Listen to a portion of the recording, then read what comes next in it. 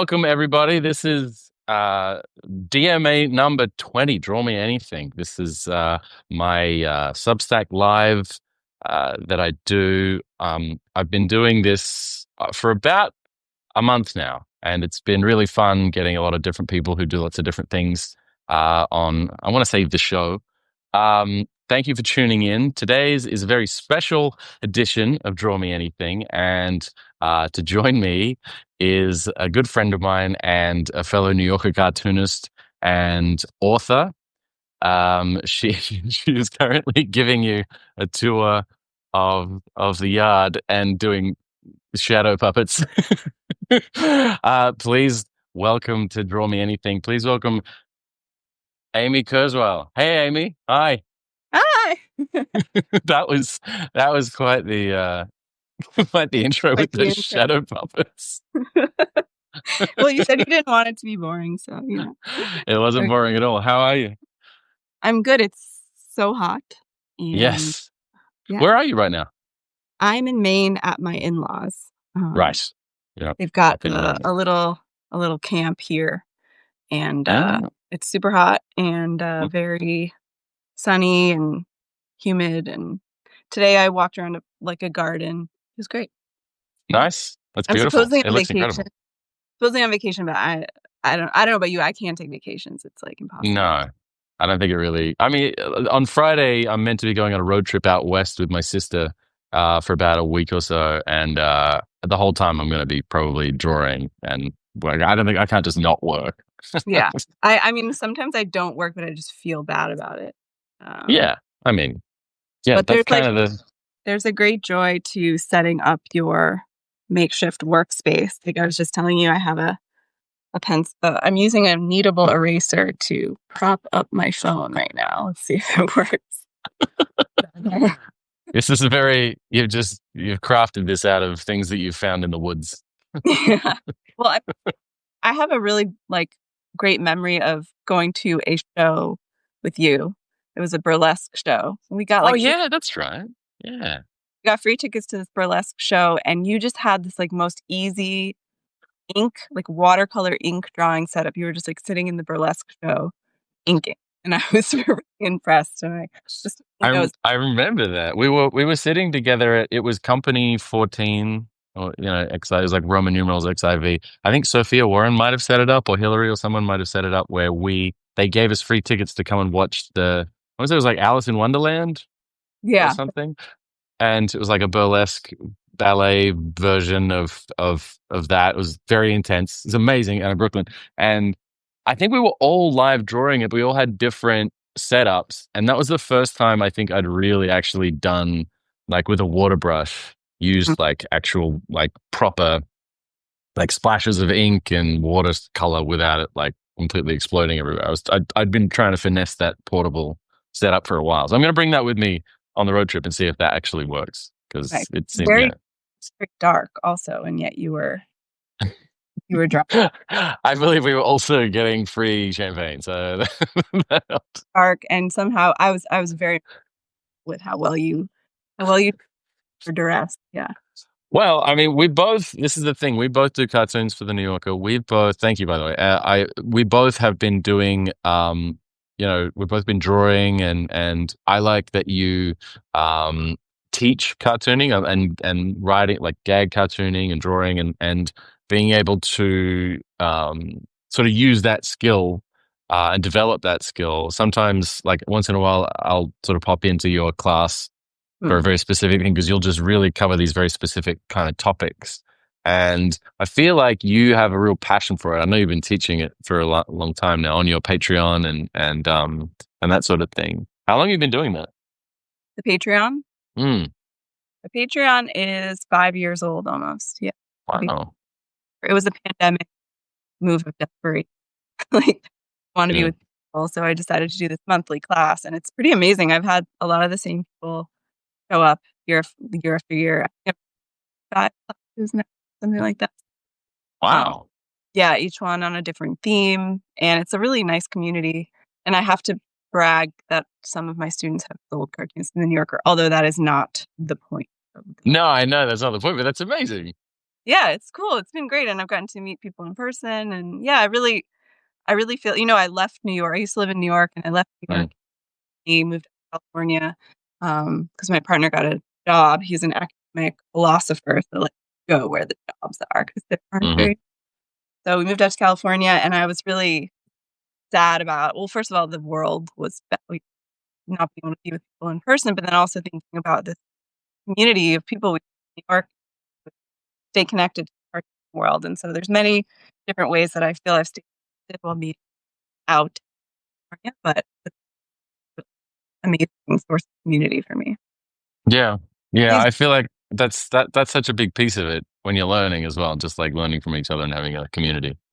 Yeah, totally. Yeah, thanks. I appreciate you, me No, talk. it's always fun to do. I wish I knew how to even do that. I'm not very good at teaching, but I like kind of popping in and doing these little cameos. I wanted to talk about two things today in particular because I read your first book years ago, and I was so impressed by it because I was like, oh my God, the discipline that it takes to write a book, a graphic novel, it's so much work. And then you came out with this. You came out with Artificial, which I mean, sort of 10x what your previous book, the amount of work that went into it, the story, the concept.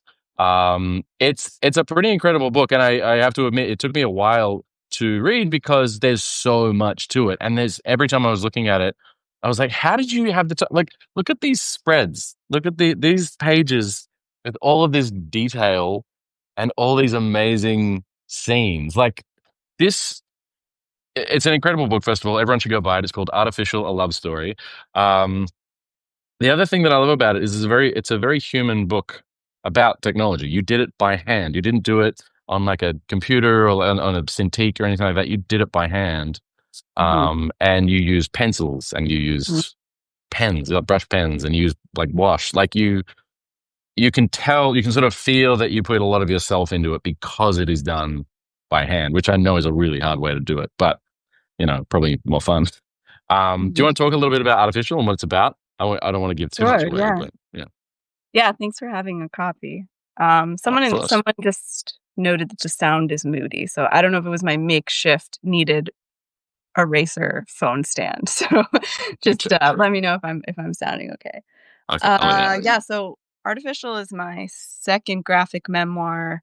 It took me a really long time, partly because I did it by hand, but partly because it takes a long time to write about your own life because you have to live your own life. So it took me about 7 years, and a lot of that was living and thinking and figuring out what I wanted to say. The occasion of the book, it's this intergenerational memoir about how we remember the past and how we specifically connect to a past that we were not present for.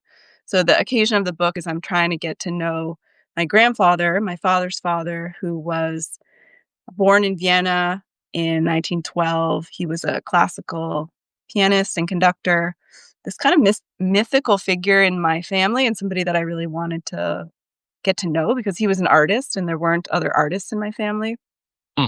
And from this, the old country, like Jewish, Viennese, I don't know, just it's from this land that has been lost. And so I was Yeah. very curious about him and I wanted to get to know him. He has a really epic story of fleeing the Nazis. His life was saved basically because he was a great musician and some American woman wanted to bring him over wanted to save his life basically. And so he got a visa, an artist visa, and he was able to have a life in America. But then he died in his 50s of heart disease, and so I never met him. But my father, who's an inventor and somebody really interested in technology and artificial intelligence and the promise of technology preserving life and information, he has been saving this storage unit full of my grandfather's artifacts for 50 years. And so the occasion of my book is me spending time in this storage unit, getting to know my grandfather through his things and through his writing and his music and photographs and newspaper clippings and letters and lectures and personal journals. Me spending time with that. But then the other thing that's happening in the book is my father was collecting all of his original writing and he created this large language model chatbot of my grandfather from his work. Fred. So Right. I guess I like to joke it was like a medium-sized language model because this was 2018, so it was like the technology at the time was very primitive. Now, of course, everybody talks nonstop about AI and about Mm. LLMs and ChatGPT. This was a different kind of technology, and I can talk more about it if you want to. But it was this use case was helping me sort of navigate my grandfather's original writing, his original words, and so I had Mm. this experience documented in the book with collecting all that data, helping to be a part of you know creating this chatbot. I mean, it was a prototype. It was a pretty like simple version of this chatbot. But really, it was about me trying to get to commune with my grandfather's spirit, Yeah. and that's the sort of the quest of the book is how That much can I that get to know somebody who I didn't get to know in life. Yeah, that really that thread of like the creative, it feels like your creative identity is you've brought that forward from him, even though you didn't even know him. It's sort of just genetically coded in you, but also the fact that you got to kind of virtually meet him through this simulacrum of this medium language model of Fred. It's a really good book because it's interesting how, like as you say, these technologies, you and your dad is Ray Kurzweil, and you've both been talking about technology and AI for such a long time, and you both cover it in different ways. You are an artist; you see things through the prism of art and illustration and writing, and so I think you have a unique perspective on it. And it's sort of like what I came away from it with was that it was like his legacy is in you. Like his creative. I know that you're not a musician in Vienna, but you're like but there was this genetic sort of compulsion to create things, and that feels like it was a very strong thread that sort of carried through. Yeah, thank you for that. That's really a really nice reading. I think it's a genetic thread, but it's also like thread of intentionality that I just it's even with the large. I hope what my book makes clear is that my grandfather's identity living on, quote unquote, is contingent on with that archive. Whether the archive comes alive through technology and AI or whether it's alive through drawing and writing, as it does in my book, it's Mm. the receiver of the information who really animates it. So that's I think getting to the heart of why the book is like it's about technology, it's about art, but it's really about human consciousness and the power of human consciousness and how it's like they're the ones who really give life to things. There's no replacement for that. Yeah, no, absolutely. I read a good book by Annika Harris called Conscious, and it sort of explores the nature of like what we even know about consciousness and about the human mind and all that sort of stuff. And because it's just like it's like the bottom of the ocean. We know so little about what even makes us conscious, but still there just neurologically and physiologically and spiritually, there's just like all these ways to approach it. Um, but yeah, it's a fascinating topic. I started to dive into it a lot. You and have been talking this week because I have been working with the Waking Up team on the Waking Up app. Anyone who doesn't know what that is, it's not it's kind of a meditation app, but it's a bit more than that. It's a lot of conversations with philosophers and neuroscientists and meditation teachers and poets and all kinds of people on all these different kinds of topics and very human topics on on the human mind, on conscious experience, on yes, meditation and other things. But it's sort of this thing that it's like a bottomless pit of curiosity that I have about this because there is so much that we don't know about it. And so I wanted today we have like a really special thing that Waking Up did for us, in conjunction with your and my favorite pencil brand, Blackwing. They have done a collaboration together because their philosophy lines up pretty much perfectly. It's about slowing down and being intentional and mindful and present and analog and like and in a world of screens and all sort of technology, it's sort of trying to refocus on just being here now kind of thing. And so they sent us this is the Blackwing X Waking Up collaboration. This is I'm gonna do a bit of a an unboxing. Do you have yours there, right? You have your Blackwing box there. Yes, on my mother-in-law's quilt here, which you can admire. Excellent. Speaking of speaking of analog Yeah. little things, really where it's at, I think. So, and just to be super clear, we're not getting paid to do this. They were generous enough to send us a copy. This No, isn't like we're a paid getting ad or paid anything like that. in pencils, In which pencils, which that's my is preferred currency. yes, absolutely. Um, yeah, these kits come with a bunch of pencils, and they all have these different sort of sayings on them from waking up, like "You are not your thoughts," "Begin again," and then like "Blackwing," X waking up. But also, I don't know about you, but I really this is the pencil sharpener. Oh, It that's comes with the best thing I've ever seen. oh my Yes. What god, do I right? get in this box? It's like a carbon fiber. It's so light, and it's like something that the military made. It's so cool. Um, I'm Well, definitely taking this on the road trip. the amount of times I break my pencil tip while sharpening it, I mean, they really figured this out. I actually, Yeah. if I were in my studio in San Francisco, I would show you my I have a pencil sharpener, like an old school pencil sharpener, like the kinds they have in schools. Like Oh, yeah, yeah, yeah. and it's attached to this old rotting desk that I won't get rid of because of the pencil sharpener. It's just like Right. I love that.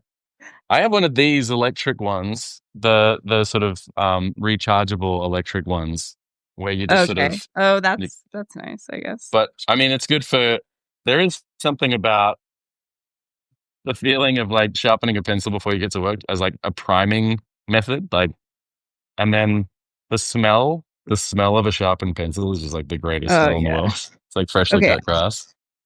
I like this challenge of can I sharpen a pencil with one hand? It's kind of like what's the sound of one hand clapping? please, please don't hurt yourself. um, It's kind of yeah, working.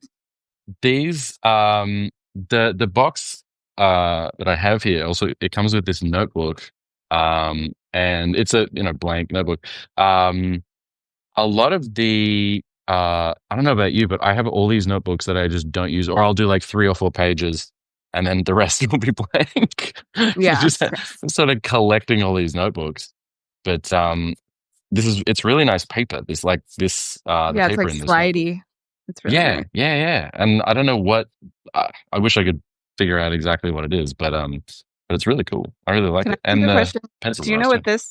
what this thing is for? I think it's for The pencil extender, capping. Oh. I Oh, when think, your right? pencil gets too short. Is that I'm pretty sure. so I can use all You these know nuts? what?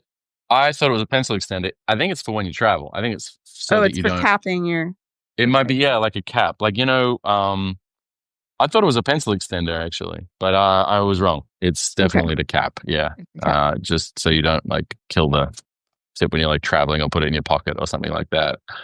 Here's a Um, shout out to the pencils that I used nice. to draft artificial. I did all the drafts in pencil and I wore out, I don't know, probably I mean I A think it must have been hundred? it must have been like 50. Probably Oh 100 my is too many. god! 50 little nubs Wow, that's so cool. drawn I the whole love them. book I mean, because these I are do so my I do all my like signings, so my book signings and everything with the soft black wings. I use the green ones here. These ones. okay, so Um, what is that? Is that a it's 4B just or I 2B? want to say it's like a 5B. Like it's a pretty dark pencil. I like a dark pencil. I mean, Yeah, these same. ones are pretty. It's a variation, but yeah, there's something about it because you have so much control and so much like line variation, but also just like you can really go very very gentle with it and just get a Uh-huh. nice sort of easy line. But then if you really want to get some contrast, it's as dark as I mean it's a I don't want to say as ink, but when it reproduces, like digitally, it Well, looks as dark as ink. it's an inking pencil, right? Yeah, an inking pencil. Standard. Yeah. So this one we're using, do we know about what Yes. this is So for? Yeah, it looks pretty dark. yeah, I think this one is like a 5B. I mean, I don't know if I'm using the correct terms for any of this stuff. I didn't go to art school, so Me I'm neither. I'm just kind of I'm always just like spitballing here, but and guessing. But Yeah, there's HBs in here. A lot of these are also good for writing. These ones they're good for using for like journaling and writing. Like this one, I know is a bit of a thinner, also a lighter kind of pencil. And then I think there's like a HB and a 2B and a yeah, and these ones you can also just like get them in a box, but yeah. I there's something about I don't know, it sort of slows me down a bit. Like when I'm drawing and I'm trying to figure out like a cartoon composition or something, I if I do it on the computer, if I try and do it on the computer, I rush and I make mistakes, and I kind of know that I have all these extra things in my toolkit. Like I can fuss with it, like I can keep mucking around with it. But if I'm Mhm. using a pencil, I think there's something about it that's like the connection between my brain and my hand or whatever that is. It just sort of slows everything down a bit so that I can really think about it. I think And it's because that's it's yeah. so soft, the connection to the Yeah. paper. And I mean, I've got this whole spiel about drawing by hand and how it connects to our emotional life. Like, you really can't What? hide how your hand feels. Huh, Um, I like you that. know, when you are, or you can't hide how your body feels. Like, what is the point of drawing? It's to share the feelings of your body, right? Like, Mm, drawing is You're, for you know, feeling, writing is for thinking. And so I hmm, think the softer your implement, the more closely the closer the reader gets to the feeling that you actually are having. It's almost like method drawing or something. It's the way method I think of drawing. I like it. that. It's like get really That's great. angry and then like draw a mark and then like people can see your anger. Method drawing. I've never heard that before. That's great. That's perfect. Yeah, That's that's great. It's true. What did you just say? You I've said that I have thought about I have, like, intentionally tried to do that before, and really. yeah, it works, or, like, there's some pages in my book where I'm trying to draw music, Hmm. and, I was, like, listening to music and making marks and Huh. trying to kinda capture the feeling of the music, just with Yes. abstraction. And I think Yeah. Yeah. that kind of exercise gets at what I'm talking about. Yeah, yeah. I mean, I have to stop myself because like when I go see live jazz a lot in the city, and I went on Saturday night and I had this little pen. It's called a Wren, and it kind of pulls apart, and you can kind of put it together to make a like a full size pen. But I just sort of used the small part, and I was sketching some of the people in the crowd, not necessarily the musicians, but the people in the crowd. But whenever the music plays, it like changes my entire brain. It changes how I draw because Yeah, it changes the pace of my thoughts. It changes the pace of my hand. Like it's such a I don't know. It's such a powerful. I think music is such a powerful influence on how you feel. And so what you were saying is like if drawing is feeling, is writing is thinking. That would stand to reason that would have such a make a huge difference. yeah, yeah, I think that's sort of the ideal, and the risk is, like, what's getting in the way of your feeling while you're drawing. I think digital technology can really get in the way. Yeah, So yeah. Susan Orleans in the chat was saying, I like to draw with a lightish pencil and then go over it with like a pen, like a micron or even like a 14B pencil, like a dark pencil, working it. Said it feels safer because you can erase. So it feels good to kind of dive in with a pen. But, with a pencil, you know that you do kind of have a safety net if you really need it. mhm. Yeah, that's how I feel. I mean, I have to admit that I actually can't really draw when I'm not drawing in pencil because I always have to, like, do this thing I'm doing now, which is, like, find the line, and I always need to do that with Huh. lighter marks, and I can't really do that with pen. There's, like, not quite a way to do that. So with pencil, like, I have to, like, find where the line is and then, like, commit, and I'm not Ah. confident enough to commit without having, like, some it's like warming up. Yeah, no, that makes sense though because it's not like you're just flying out there with a line and just like having to then work around whatever happened. You're actually sort of being very deliberate about it and careful. Yeah. And I think it also, another theory I have about drawing is that drawing is hallucinating, which is like, Go you're like, on. you're like, fine. Okay. So you put some marks on the page and then Yeah. you sort of like project onto like, well, what is this? Okay. It kind of looks like a snail, like, but you have to find it with like the simple marks that you put on the page first, if that makes Right. sense. And it's like, you need to Yeah. find, I'm not doing a very good job with this particular snail because it's very hard to hold the phone and draw and talk, but I'm doing my best. But yeah, I just think this idea that like you are using your mind to constantly fill in what's not yet on the page based on what is on the page. It's sort of like a Scott Uh, McCloud closure thing. yeah. Yeah. And I really feel like pencil helps me do that. When I just have blank and then I have to commit, like I get very, very stressed. So everything Yeah. goes Yeah. in pencil. Actually, the piece I'm working on now, I'm using I think this is the right one. I'm using blue pencil. Is this blue? Oh, okay. Yeah. Yep. So I'm like, I've got this mechanical blue pencil. So I use the blue to kind of like find the Yeah. Right. the line. I have the same thing. I have a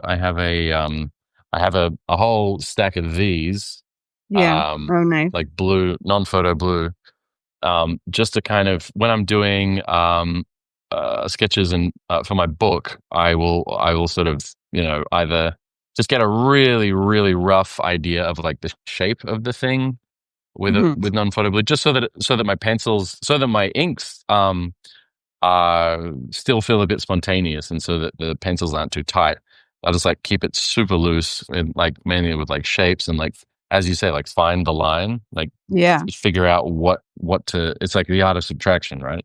Yeah. It's like Exactly. also like what doesn't belong on the page, and that way, Yeah. if there Yeah. are lines that I did in blue, it's fine. They don't show up when you scan the final Yeah. inks. The other thing is when you sell the originals, if you do sell the originals, they just got blue lines all over them. So you can try and erase them, but they don't always But it rub looks out. cool, right? Don't you think? It does look cool. I think it looks cool. I love having originals with blue line because it shows me how the artist got from the original idea or the rough to the finishes. I think Chris Ware, I would love to see more of his originals. I saw some at the covers exhibition at the French Academy for the New Yorker's 100th anniversary cover exhibition. Hmm. He and I think Adrian Tomine and yeah, like Hmm. these amazing. Just seeing the blue line. I mean, his are very tight, but it's just great to see the decisions that they made on the way. Before they got the Yeah. inks. Yeah. The thing that I'm doing with this blue pencil piece that I'm working on now is I'm actually using pencil as my final. So there's like blue pencil and then just this 4B pencil on top of it. And that's really cool. I've never done that before. And I think Yeah, that it's allowing me to like make my pencils it's allowing me to make myself look like I'm a better artist than I am. Because even when you see pencil, you're like, oh, they just drew it like that, right? They didn't right, they didn't have another draft. So the blue right, pencil right. underneath is like my first draft, and then I get like the spontaneity of the pencil as my final. And then what's so incredible about pencil is shading. Ugh, Yes. I Oh just my God. love shading. It's so beautiful. That is like there's something very zen, it's very meditative about shading. I don't know what it is that's in particular. Just like I lose time shade. I don't know if Mhm. you have that, but like it's also like the way that the pencil kind of grinds down from the sharpness of it at one side and then the sort of softness of it on another as it goes blunt.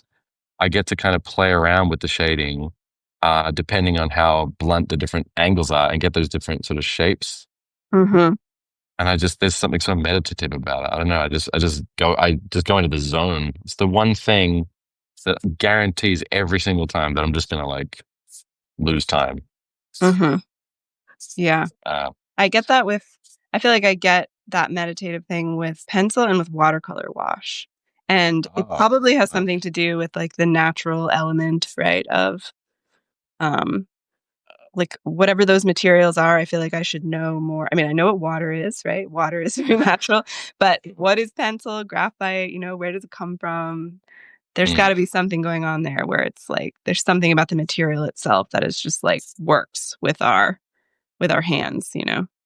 Yeah. I mean, it's a pretty old tool when you think about like the pencils is just in general. I mean, it's one of the oldest tools we've had. I mean, I was reading the was it the biography, the what's his name, Walter Isaacson biography of Da Vinci, Hmm. and like his processes and how he like and his roughs and how he would work in his studio and how he would doodle, with these brushes and nibs and I don't know, just the idea of how old all the tools are, that no matter how much we've innovated over time, like with different like fountain pens and brush pens and watercolor, pens and all that sort of stuff, pencils really haven't changed that much. I mean, Hmm. the technology of making them has, but the actual pencils themselves, they're still pretty much the same thing, right?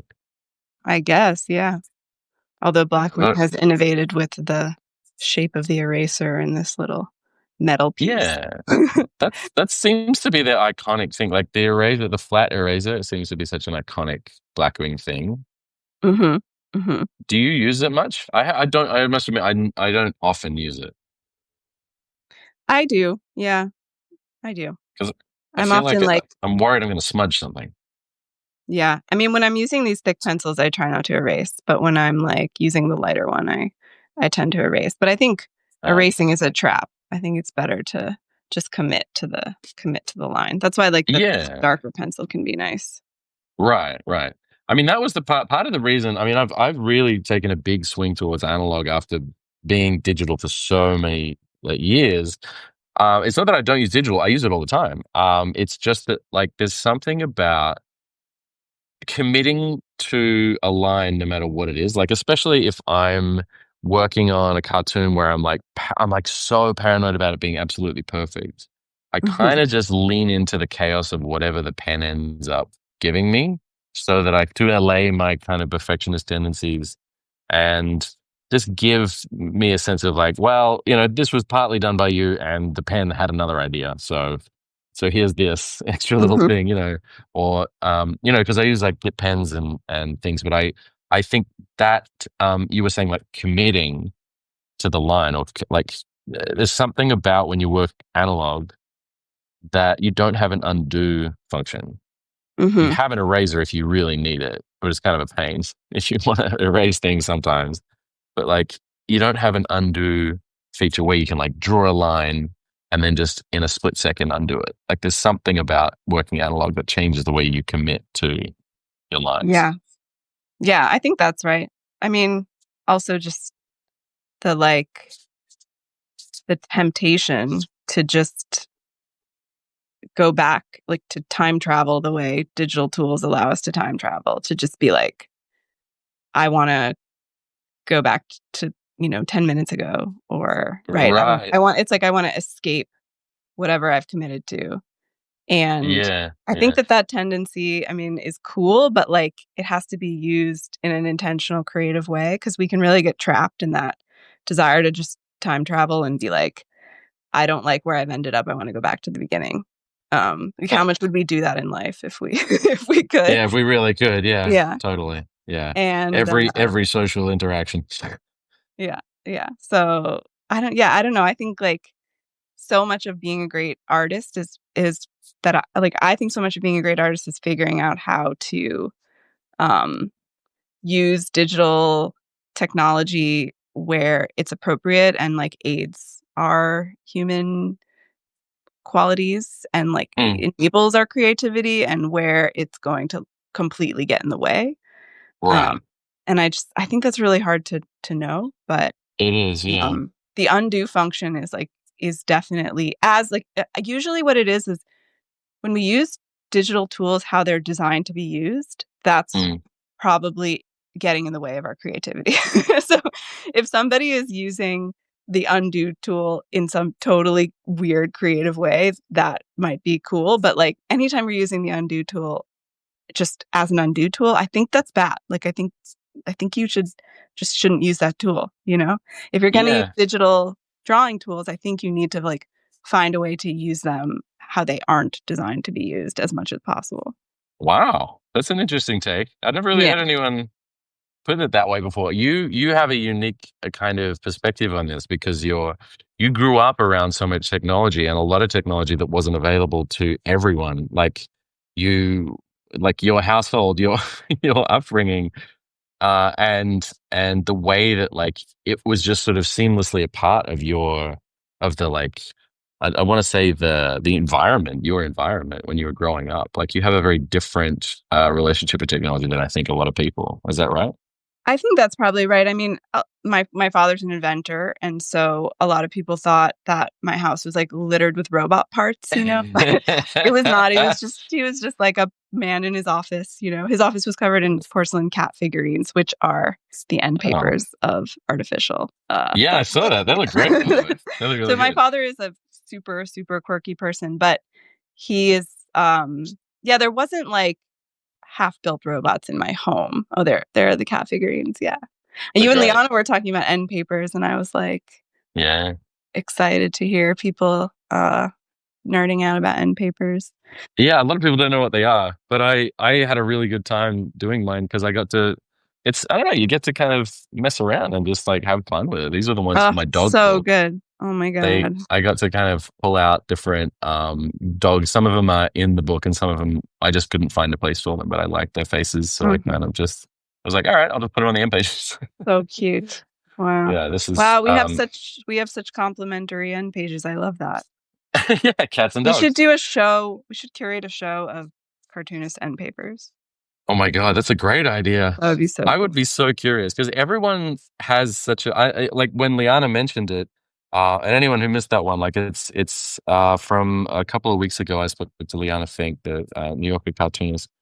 We were talking about end papers on our books, and it's such an interest. Like it's such a book design is such a very specific thing, and the esoteric like terms and things that I had to learn when I did my first book. I knew nothing about like how to do a book when I first started doing it, and I kind of just had to learn as I went. But there's a great designer called Erin Tyler. She was a great book designer, and she was like really schooling me on like how to how a book sort of goes from just being something that you would throw together in InDesign to something that looks like a really professional looking, something that would stand the test of time and be on a shelf and actually look like it belongs there. Yeah. Yeah, it's definitely an art. Yeah. But I was talking about I half-built like your robots. dances, by the Yeah, way, your I dances. was oh, thank you. This is what I can draw while I'm holding the phone with one hand.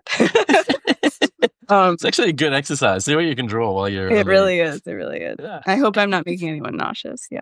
But you were talking about Your half-built drawings. robots in your house when Yeah, you're so growing up. we did not have half-built robots, but my father was super excited about technology, and I got a computer, I think when I was 13 or something, you know, a small computer. I forget what the brand was, but Huh. I used it mostly to like write plays, you know, derivative plays, or Wow. to write like, you know, family newspapers that I would slip into the Boston Globe.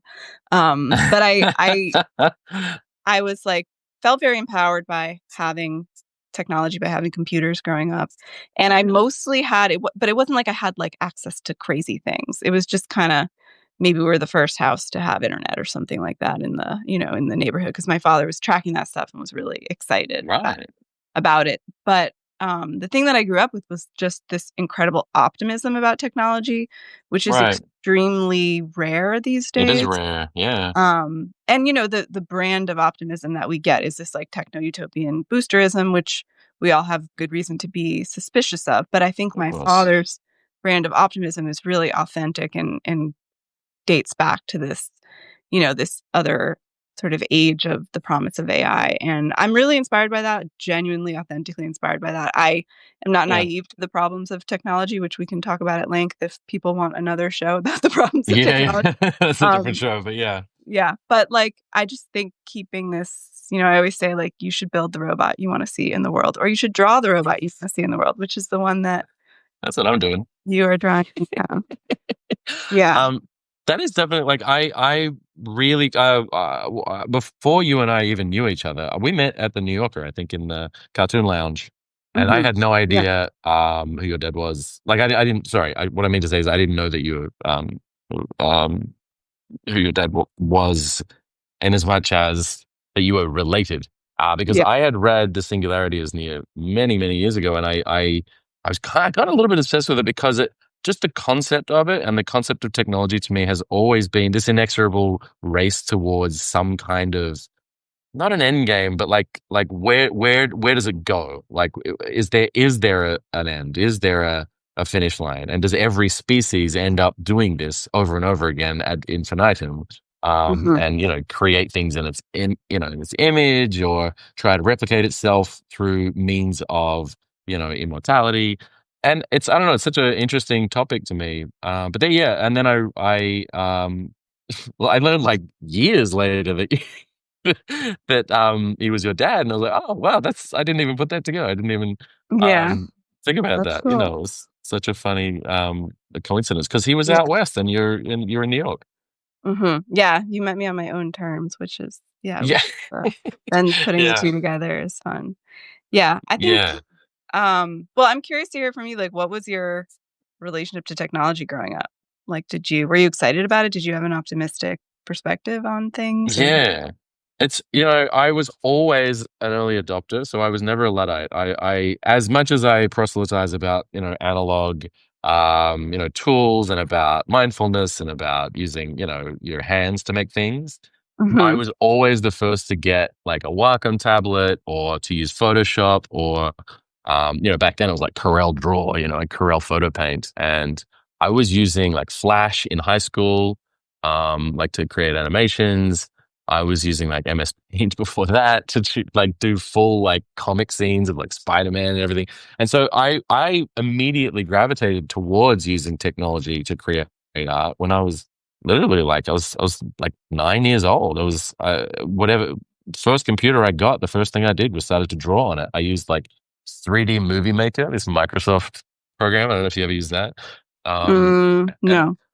I don't know. I always felt compelled to try and use technology to make the things that I wanted to kind of see, Mhm, because it was exciting. It was a really exciting thing to do, and not learning the traditional ways, like not going to art school and not learning the quote unquote correct way to do things, because there was this new way of doing things, actually helped me because by the time I got to high school, I was the only one who could use certain like programs. Like teachers were asking me how to fix things and do things on the computer that they were like, I have no idea what, you know, how this mhm, tool works.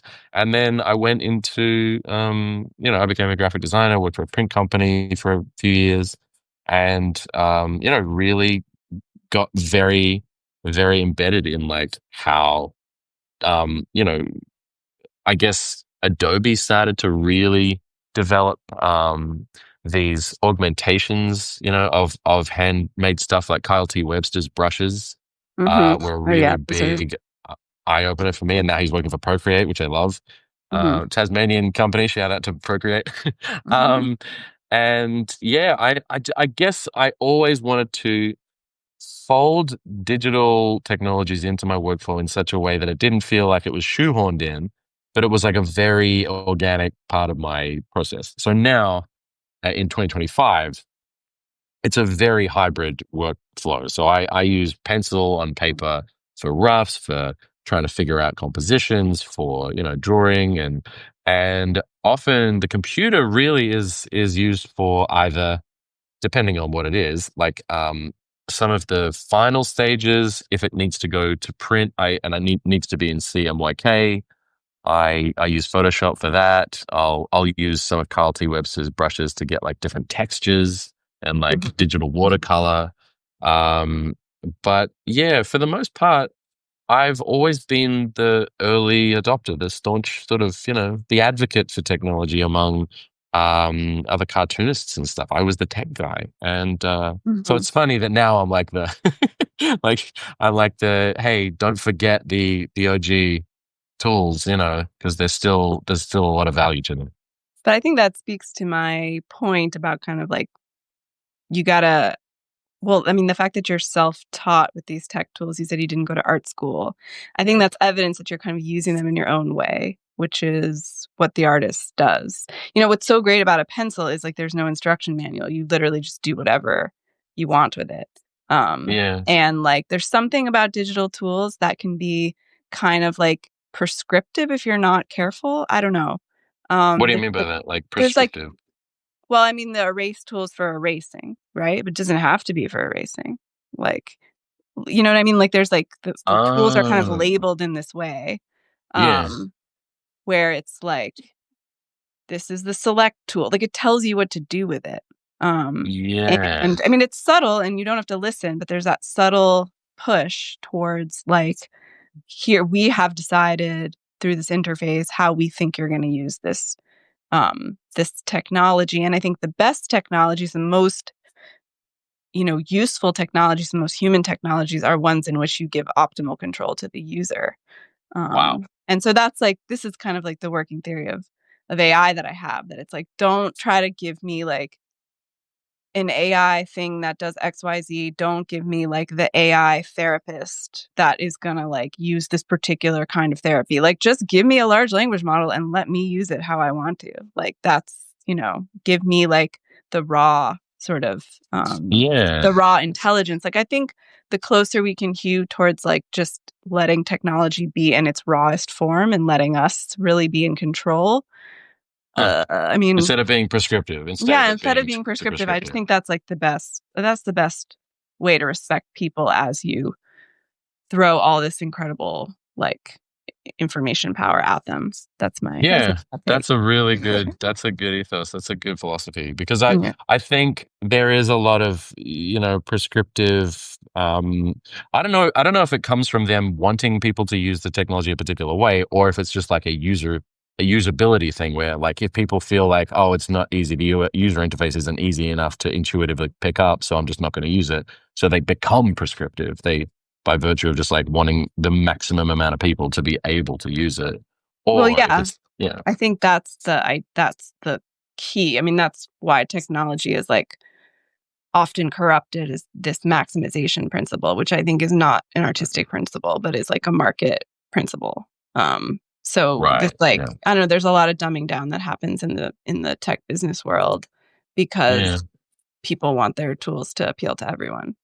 Whereas like really interesting tools don't necessarily like everyone is like has different diverse needs. And yeah. so that's why like giving people sort of um raw power that they can use how they want is like the way to like really be artistic in the way that you offer people technology. This is like Um, this is a utopian vision that is yeah. very Well, anti-market. no, So but this is it's why I'm very not a business practical. person. Yeah. It's a very practical, I think, vision. I like that because it means that, like you were saying, if you give them the raw power, it's like a pencil and a piece of paper. It's like Yeah, the exactly. infinite possibility of just being able to use this raw tool and it can come out a million different ways, but giving people that technology instead of telling me precisely how to prescriptively use it. Yeah. I think Yeah. that's a much better philosophy than, That- how a That's lot what of it is I now. that's what I think. I'm I gonna like shout it. out Navid Madavian because I'm drawing a dancing robot, which always makes me think about this. Oh They my don't want to God. take Yes, that over. cartoon. They just want to dance. So Yes. That's a great, he's in Idaho, right? Or no, Montana? he Idaho. moved to England. Oh, he did. That's right. No, Yeah. but when he wrote his graphic novel, I mean, Yeah. Yeah. yeah, He's in that, that's rural right. Idaho. Yeah. Also He's fantastic. I really like him. shout out to the way that I hold my pencil. This is actually I can't believe we've talked for We this haven't long talked about about this yet. pencils Oh my without God. discussing my How are grip. you doing this? I have never. So I knew you did this. I've seen you draw before, Hmm. and I have always been trying to figure out how you still get such control with your line by holding your pen or pencil like this. Your index finger hooks over the top like that. Control. This is the ultimate control. This is Is my it? death grip. Yeah, it's not going This is like anywhere. me using chopsticks. This is. How do you hold your pencil? I hold it like this. That's crazy. I wish I'm gonna try and draw something the way you hold your pencil, and then see if I can replicate my Yeah, style. try it. Because It's good. so you You'll put like it. your the other two fingers under here, and then the middle finger along here, The and key is then that this pointer finger is like flexing out of control. It's like way up doesn't here. your hand get sore? No, Really? not yet. I don't know. We'll see what happens. Yeah, wow. No, I've never even. The closest thing to this is, I guess, I remember seeing Ray Alma. Shout out to Ray Alma from Ad Magazine. He would when he was doing sketches at Comic Con. I remember him sort of holding his, which I guess is a very like art school method. You know, holding his pencil like this to get these very nice Oh, light, that is you know, really art school. That's so cool. lines. Yeah, yeah. I'm still trying to figure out how That to do that immediately makes properly. me feel left out when I see Same. people doing things like that. I'm like, ah, what am I doing wrong? Yeah, Yeah. I wish I knew what I was quote unquote meant to be doing, just so that I can keep doing it the way that yeah. So, how Um, did you learn to draw if you didn't go to art school? I was a very quiet kid. I just used to hang around with like a little Bic pen, like a like a clear barrel Bic pen, and reams of like printer paper and Hmm. a clipboard, and yeah, and I would just like draw everything I saw, and I didn't really do sport or anything like that, or I just drew all the time. That's all I did. I didn't play like, I guess I eventually like I'd play like Nintendo or something, but I wasn't like a big sports or gaming kind of person. I just always would draw, and I'd watch TV and draw. And I'd copy Mm. out of like Mad Magazine, out of comics. Um, yeah, and I guess it was just like 10,000 hours, whatever that, whatever truth is to that theory. Hmm. Mm. I'm actually kind of enjoying this weird Yeah, see? Kurzweilian way of holding your pencil. It's very, Come to there's the dark something, side. yeah. Come to the 6B side. This is funny. I've never even thought to hold it anything like this. And now I'm getting lines that I've never got before. It's like That- you were saying, you can't hide behind your lines. Your inner mind sort of comes out through your hand. yeah, yeah. Wow, this is so cool. So I am going to. You've already given me like way more of your time, and you said you were going. You had available. You're upstate. You're up in Maine with your in-laws and your family. So it means a lot that you made No, time I'm to do this, having. because I've wanted to do this. Have you on the show for a while, and when you were in New York a couple of weeks back. Thank you for coming to my comedy show, by the way. Oh, that was awesome. That was really fun. That was a fun night. Definitely super impressive and hilarious. And Well, it was the afterwards that I particularly enjoyed, which was going to the Hotel Chelsea and just seeing all the people in that bar. That's where I sit and draw people sometimes. I just sit and like people watch, and I'll sketch people at that bar. yeah, And there's always so many amazing faces that just have these ridiculous expressions and different clothes, and like it's such an interesting mix of people. well, you really capture character in your work. That's definitely like yeah, I can see your style suiting that bar really well. I tried to. I tried to. Oh, Susan is saying, can you send a link to your comedy? If you just go to jasonchatfield.com/comedy, you can see my terrible comedy. Anyway, what I wanted to do is just one more time shout out, first of all, shout out your Patreon. How can people find your Patreon? Um, let's see. Let me show you my face again. People can find my Patreon at patreon.com/Amy Kurzweil. Mhm. Slash Amy Kurzweil, and that's Kur. It's the way your name is on this. Yeah. And then if they want to buy Artificial, where's the best place to get Artificial? Good question. I would go to bookshop.org if you want to Great. support local indie bookshops or anywhere that you like to buy books. It's available in all the places. Nice. Mhm. And shout out to Waking Up and the team at Waking Up. This collaboration with Blackwing is only available on the Waking Up store. I'll post a link in the chat, and I'll also post a link in the replay. But yeah, these kits with the notebook, with the pencils, or you can just buy the pencils separately. But yeah, I recommend getting the kit because they've got these amazing the cap, the sharpener, all of this stuff. It's amazing. So thank you to the team for sending us these. This is really fun. Um, Thank you, Amy, for coming on and doing this. We'll have to do it again.